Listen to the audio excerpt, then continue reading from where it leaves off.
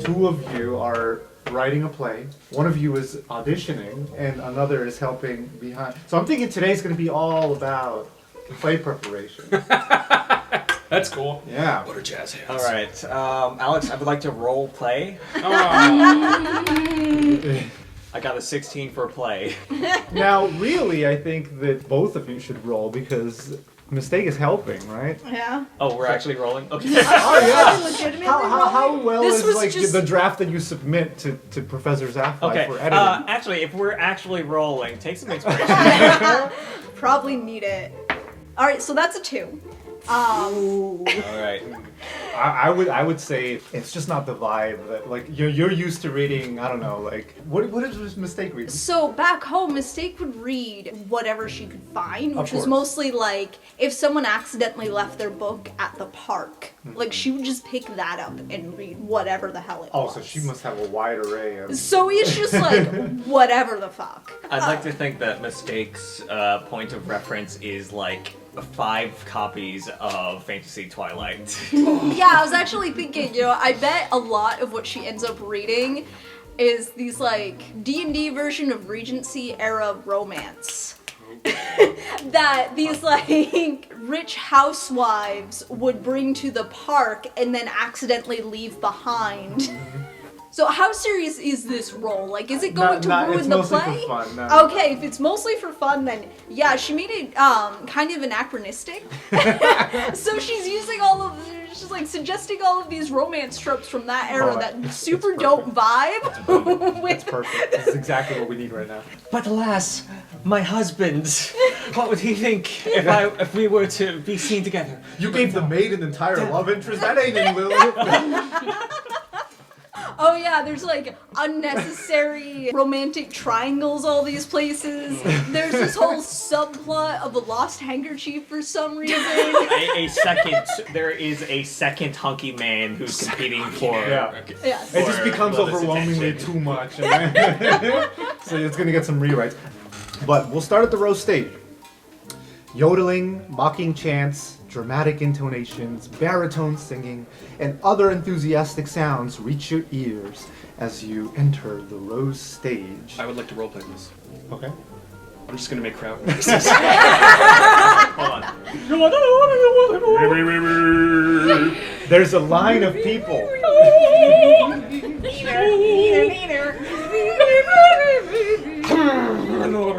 How about red feather yellow, purple feather pants. Race car. Now look at me. Third line. What's the third line? Please. Oh I god. beg you, not please. And this is what cause scenes as a line of people are waiting to audition. Your job is at the stage, and you can see Professor Zaffai with his boots on the table next to a couple of higher years that are judging some of the auditionees, and you see Griff in line. What is Griff doing in line? Griff is he's not wearing his typical tracksuit. He's wearing something different on purpose so that he's not necessarily drawing attention. A hoodie. No, yeah, he's wearing a hoodie. He's wearing like the equivalent to like fantasy slides. You know, like someone who looks like they're just hanging out. And he's. What are they asked to do for the audition? Are they asked to bring in a monologue? Are they asked to sing something? Are they given something from the script? They are asked to prepare both a monologue and just a few lines to like do a reading with a scene partner. That might also be in the play. Yes. While we're on this clarification, we know Rosie was already cast, so like, did they just not get enough people at the first set of auditions? I think the supporting characters were cast faster. They're really serious about the Zaffai villain. is very serious about Zaffai it. is very see. serious about the 3 main players. Oh, I'm auditioning for the villain? Oh yeah. Look, Totally look, vibes. I don't have an audition Oh, piece. we'll get to it. I Oh, will. okay. Don't worry. This I is would improv. So first of all, I'm thinking Mistake has never come here. No. This is just like their first time at the roast stage. It's getting closer to the date of the play, and Zaffai just will not make up his mind as to who he's going to cast as the leads. So it's chaos. Same thing with Gary. You're called in because of cost. So I want to say maybe the 3 of you meet up or show up around the same time, and Griff is making line for audition. Mistake and Cos at least need to be there for the auditions because it's Cos's music that is being sampled, and also they might be reading some of Mistake's lines. I feel like I should roll for stealth if I'm trying to be like hiding out. You know, Unnoticed, that's a good yeah. point. Do it. Alright. +3. It's a 14. 14. You do a decent job. At most, like some people tap you on the shoulder to ask you to read lines with them, but you can. No, I don't want to do that with you. I'm sorry. I have to do this monologue. I don't have time to do that. Alright. Oh, Fuck. Shit. You're so fucking serious. He's pissed at being an asshole.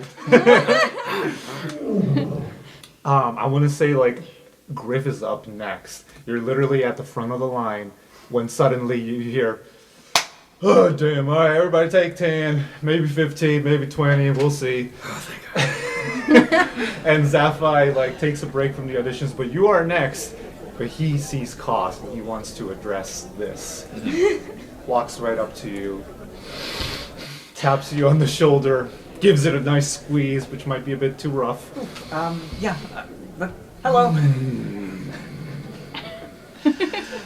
Cos, you know, I woke up this morning, Cos, and I thought today's gonna be a good day, Zaffai. It's gonna be a good day. Good to have a positive attitude. So I thought. God damn it, Cos, I can't find my 3 leads, Cos. I got one girl, pretty good girl for Lilith. I liked her, but she just can't vibe. Her chemistry ain't there with none of the fellas. I can't. Please tell me you found someone, Cos. Well, I do have somebody. Well, actually, you know, I shouldn't tell you about the somebody I have in mind because I feel like that would be favoritism. But I think you'll know him when you see him for the villain. He's a perfect fit. All right. Otherwise, have you met Mistake? This is my co-writer. Right. Holds out his hand to shake. Nervously shakes. He's very sweaty. It's very uncomfortable. And Actually, no. She's wearing gloves anyway. You're the writer? I consult, I guess. Consult. He pulls out the script. I got a bone to pick with you, girl. Listen, I'm all for, updating everything, and don't get me wrong, you clearly know your vocabulary, but why does the maid have a love interest for no goddamn reason? That ain't in the original play. Is that not a normal thing to have happen? Absolutely, and why is the help solving a murder in the background? What is going on? That's the sort of thing that happens in the books I've read. Listen, I love it, but it's getting too convoluted. You know what that word means? I think I can figure it out, yes. Right, who are you? Garrett, Greg, Cos said you needed help with the set. He sees you the apron, he notices that you did not pay attention before. It's like, good, we need to talk, boy. Alright. Alright, and he starts talking to Gary about everything that he's going to need in the roast stage. Alright, first things first, we need a contraption to lift these actors up into the air, make it look like they're flying. Ain't using no magic whatsoever, you hear me? If I catch you doing magic, boy. That shouldn't be a problem. I just started work with Low Shield, so I'm sure that she could Brilliant. help. Brilliant, absolutely brilliant. With Now, that. there's a scene in which I hope you kept this in there because I haven't read that far. I stopped as soon as there were 3 love interests involved in the background. Alright, so what I'm learning is books and plays are very different. simplified. Plays don't have as much room to expand upon the general universe. You gotta keep it focused. Okay, so basically get rid of like half of it. More. Alright. I know, I've been there. That was my entire last night. Now, in this scene here, Lilith runs away from Burning Hammer because she don't want to marry him, right? Lilith hates Burning Hammer, and Burning Hammer's a dick, alright? So she casts invisibility to make herself invisible so that Burning Hammer doesn't see her. So we gotta make sure we can make her invisible without casting magic. Go. What do you propose? A trap door? Why the fuck didn't I think of that, Cause? Right, because it's a magic school where you solve everything with magic. Genius. Get to it. Well, I don't really know how to use carpenter's tools. He looks at the calendar. We have 3 weeks. We have 3 weeks. And his hair starts lighting on fire. I'll figure it out. You better.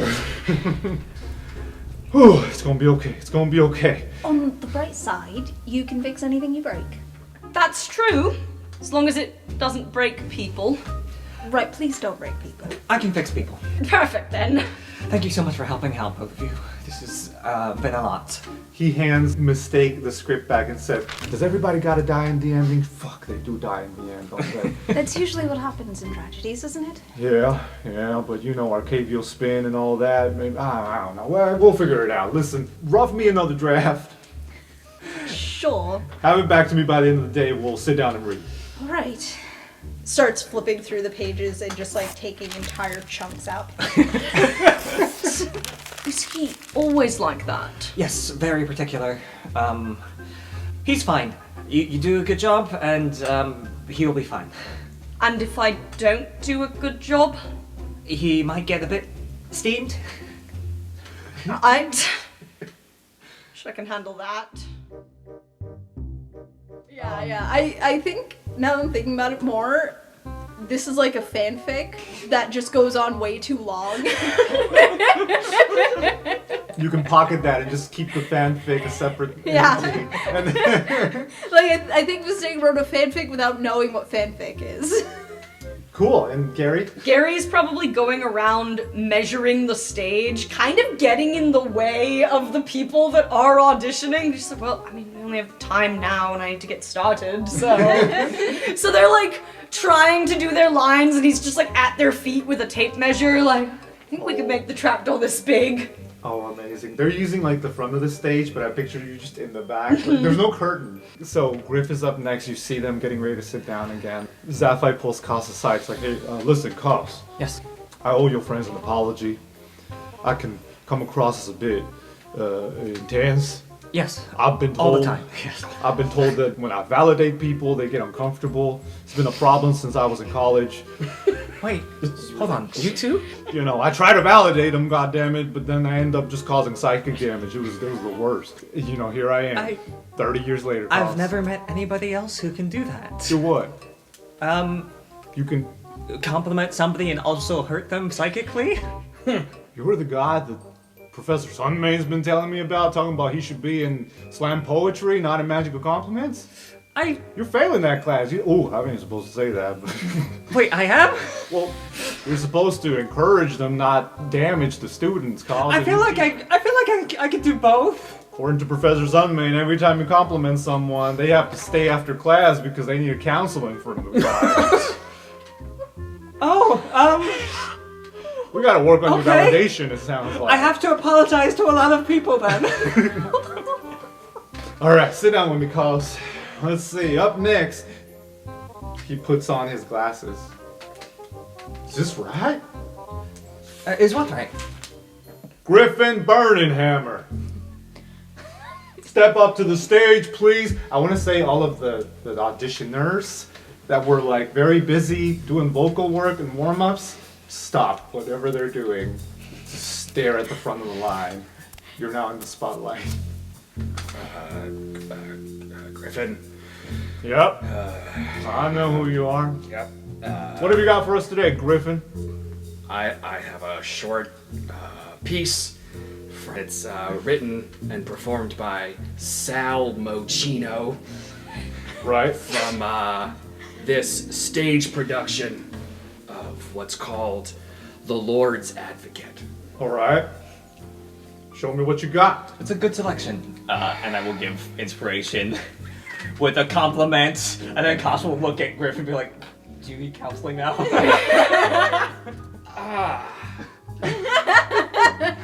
Is anybody else's ear ringing?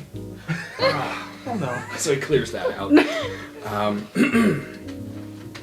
Roll me a stealth check, Gary.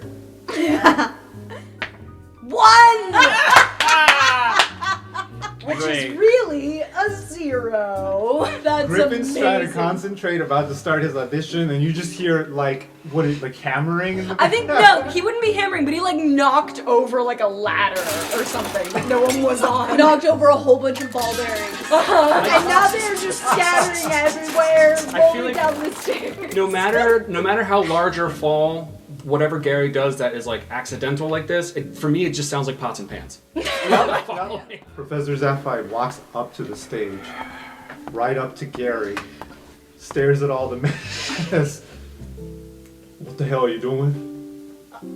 Measuring the stage for the trapdoor and the... Really? Because it sounds like you're building a goddamn clockwork servant back here. No, I would do that at Lochiel's workshop. Tidy up quietly. Right. Quietly.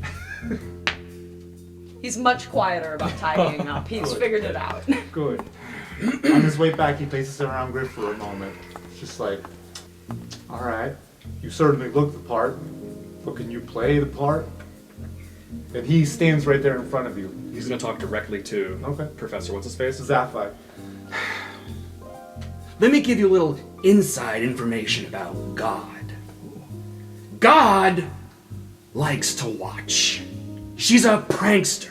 Think about it. She gives a man instincts.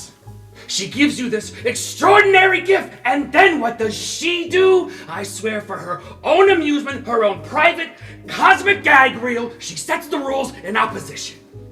It's the goof of all time! Look, but don't touch. Touch, but don't taste. Taste, don't swallow. And while you're jumping from one foot to the next, what is she doing? She's laughing her sick fucking ass off! She's a tight ass! She's a sadist! She's an absentee landlord! Worship that? Never!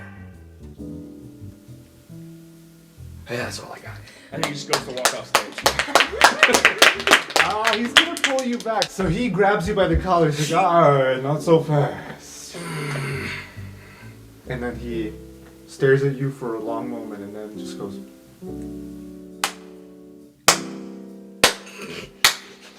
And then, like, very awkwardly, all of the auditioners, like, start clapping as well. It's like, looks like we found our rival. Cos! Yes? You're a goddamn genius, Cos! Thank you, sir. And he's like, now, boy, you got oomph. You got talent. But how well do you work with a scene partner? And then he, like, whistles. I want to say there's a... Somebody hiding in the back, like your big prize fighter. Okay, fine. He doesn't whistle. He casts a thunder because that makes more sense. It's a whistle that only this creature can hear. He whistles and then thunder strikes automatically. Okay, That's what happens. happy medium. From backstage, there emerges this Leonin woman, looking, well, frankly, she looks tired, but she walks up to the stage. She's got the script in hand. She's reading it. She's like, yes, Griff and Burninghammer, meet Katarina Flintclaw, our Lilith.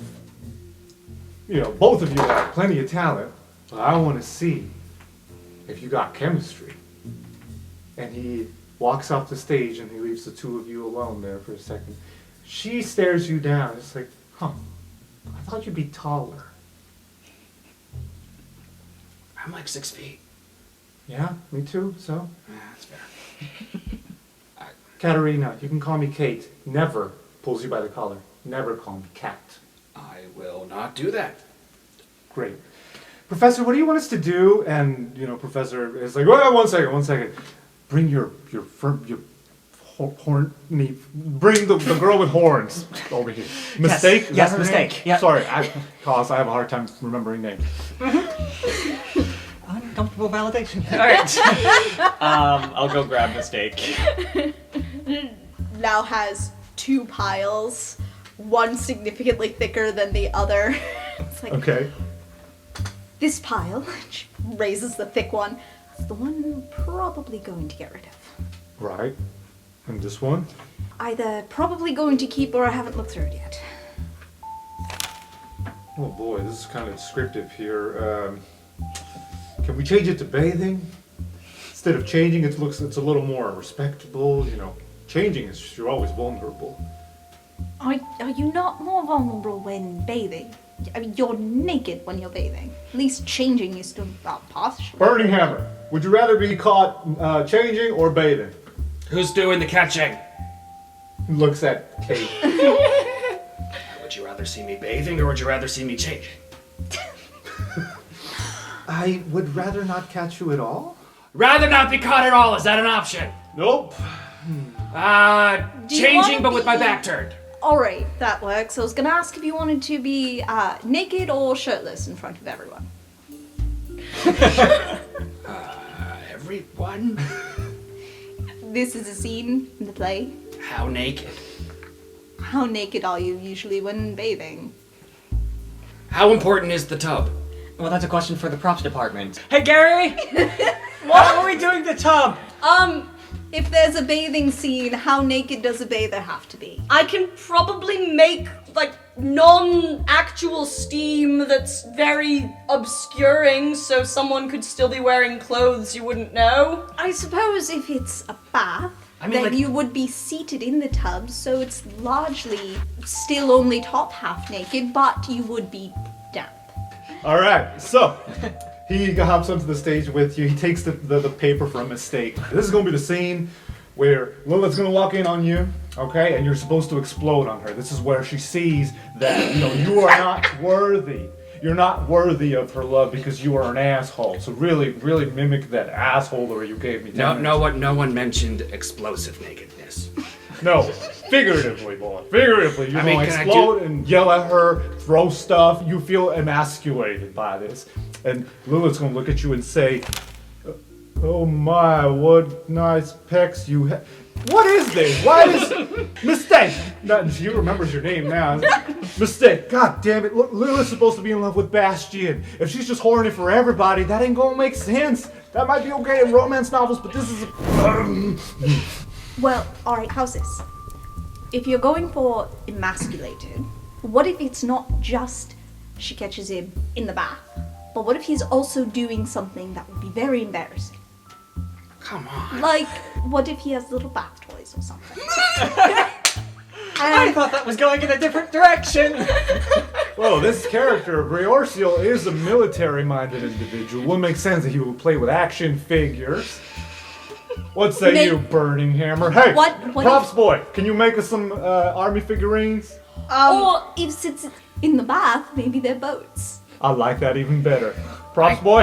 I don't like... I have a name. It's Gary. I'm bad with names. Gary, okay. Yes, I can make small boats. I'm also not the best with woodcarver's tools, but... What are you good at, boy? Of course. Alchemy? You make a little... I don't want to step on Gary's toes here. Please step on my toes. Okay, here's some boats. And Cos will paint up a boat toy. Thank you. Mistake, we're gonna have to work on this, so we're gonna have to improvise this out, alright?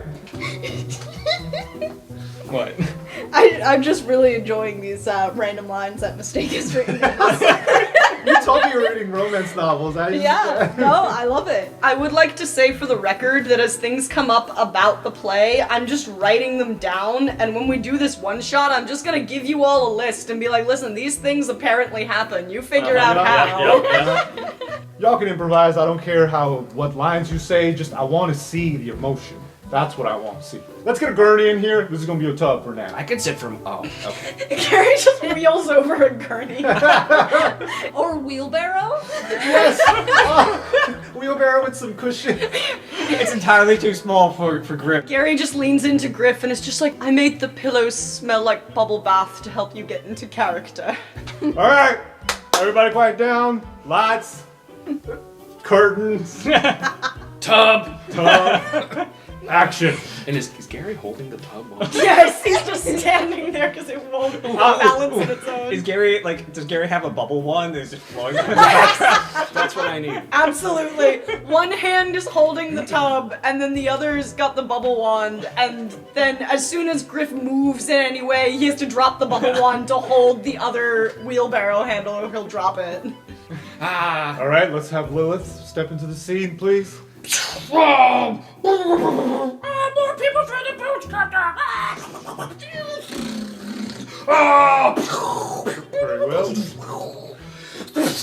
All right, I'm gonna need you to dial that back down to a 5. You're at a 10. Give me 5. Lilith drinks her wine. She's looking forlorn. There should be a door between them. Props boy, Larry, give me a door. I'm holding the wheelbarrow! Clockwork Stern to hold the wheelbarrow. I'll go get a door.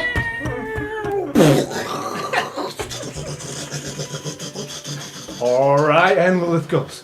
Lilith opens the door. Oh. Drops the wine. Stands up, boats. You're supposed to knock! You're supposed to knock! Lord Breorseal, I did not... Wow, It's cold! Professor Zaffai, can we cut? No, keep it going. This is great, I just, she cannot get the line of the pecs out of her mind. And she's just like looking at you and then just like thinking about just that line. Right, I didn't mean to do this, Lord Breorseal. You're still here! The door's still open! And it's still cold! Alright. And she like steps to the other side of the door, but she waits. She's just like, do you always do this? Do you always play with toys? Maybe. Why? Okay. I mean, look at them. They're cool boats. I was looking at them and then You got them on a shelf. They don't do anything. But you put them in the water. That's awesome. Come on. I'll show you. She loses Just it. improvising now. Yes. She loses it mid-stage, and Zaffai's like, stop! He gets up on the stage. It's just like, what the hell is this, a meet cute? What is this, a romantic comedy? You're supposed to be angry. I was angry, and then I made it sexy. And you, Kate, you're supposed to be scared of him, not laugh because you find him charming. I mean, I was asking questions, and I wasn't getting enough direction. And to be fair, he is kind of charming. Okay. Auditions are over. We'll finish the rest tomorrow morning. We're going to need to work overtime here.